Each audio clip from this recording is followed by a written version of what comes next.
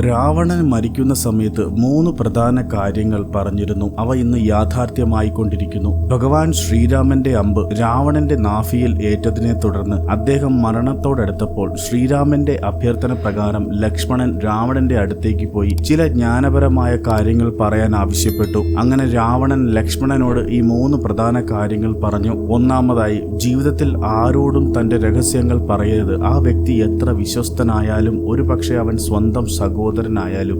ഞാൻ എന്റെ രഹസ്യം എന്റെ സഹോദരൻ വിഭീഷണനോട് പറഞ്ഞു. അതുകൊണ്ടാണ് ഞാൻ ഇന്ന് ഈ അവസ്ഥയിലുള്ളത്. രണ്ടാമതായി, ജീവിതത്തിൽ എന്ത് ശുഭകരമായ പ്രവൃത്തി ഉണ്ടെങ്കിലും അത് എത്രയും വേഗം പൂർത്തിയാക്കണം. അല്ലാത്ത പക്ഷം അയാൾ ജീവിതത്തിൽ പശ്ചാത്തപിക്കേണ്ടി വരും. മൂന്നാമതായി, ഒരാൾ ഒരിക്കലും തന്റെ ശത്രുവിനെ തന്നേക്കാൾ ദുർബലനും ചെറുതുമായി കണക്കാക്കരുത്. അത് അഹങ്കാരത്തിന്റെ പ്രതീകമാണ്. വാനര സൈന്യത്തെ ഞാൻ ചെറുതായി കണക്കാക്കി. അത് എന്റെ ജീവിതത്തിലെ ഏറ്റവും വലിയ തെറ്റായിരുന്നു. രാവണൻ ഈ പറഞ്ഞതിനോട് നിങ്ങൾ യോജിക്കുന്നുണ്ടെങ്കിൽ ലൈക്ക് ആൻഡ് സബ്സ്ക്രൈബ് ചെയ്യുക.